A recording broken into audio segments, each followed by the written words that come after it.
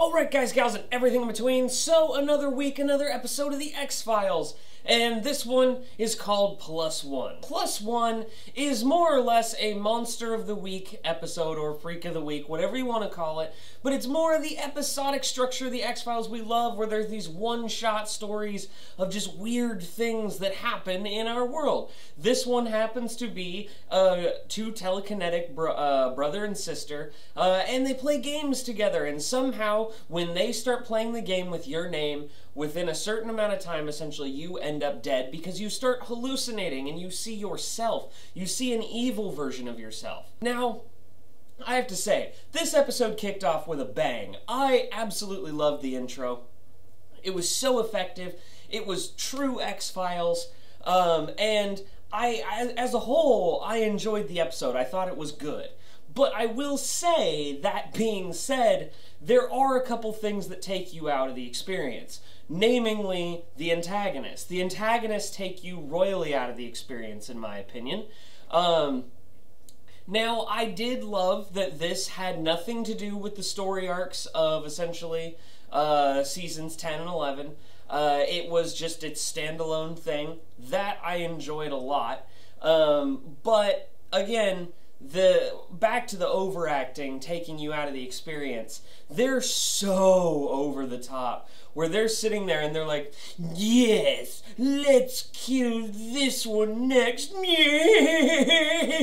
It was that overdone, and it was kind of off-putting in a way, where they're like, oh, they're supposed to be animated and crazy because they're insane. But it was just almost like a lazy writer's version of insane, or director's version of insane. To see them be more methodical or something like that, let the actor really work for it. That would have been creepy, and it would have made this easily the best episode of the season so far.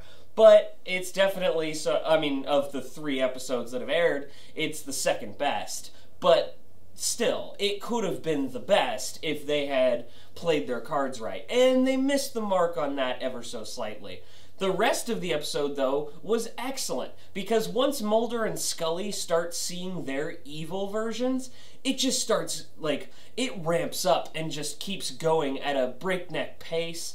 I love the Mulder and Scully dynamic, because they've really, season 10, they had it there, but it didn't, something was off. This one, they said, we know exactly what you guys are looking for. They give you guys their true chemistry. You see why they care about each other and why they're the best friends that they are. And I really, really loved that they actually took that and respected the material with it and ran with it. This is one of those episodes where they don't really explain to you how things are happening or any of that. It's just sort of you're expected to buy into it. I bought into it. There's been weirder things that I've bought into with the X-Files without an explanation. But if you're looking for a resolution as to what they have going on, you're not going to get that here. And that's going to bother some people, I think. But all in all, this was a true and good X-Files episode. Season 11 so far is shaping up to be far better than Season 10. So I'm definitely really happy with it. I'm satisfied, I should say. I'm exiting this episode, going into my bed and sleep mode for tonight, happy that I saw another X-Files episode, and lo and behold, this one I could see rewatching, because I can put aside the overacting still. Alright guys, gals, and everything in between, what did you think of this week's X-Files episode? Did you enjoy it as much as I did? Don't forget to like and subscribe, got plenty more videos coming to ya. Love you guys.